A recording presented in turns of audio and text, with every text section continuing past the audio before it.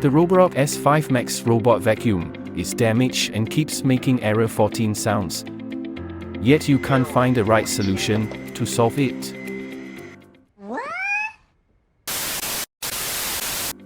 No worries. Look at the same problems we solve for our customers.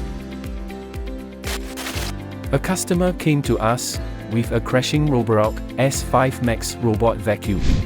So, customers asked us to provide the best solution for their robot vacuum. Then we tried turning on the robot vacuum and it kept showing error 14 like this. Error 14. We investigated further and found that the root of the problem was a faulty PCB due to a broken power pin and a faulty cliff sensor. So, we recommended a PCB replacement and cliff sensor replacement. When our customers agree to the solution, we start service and repair. But we don't stop there.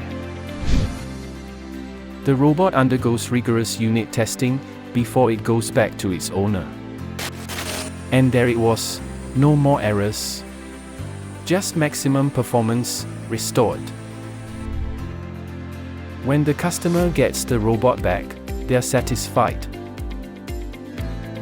If you've got a robot vacuum problem, let us be your solution.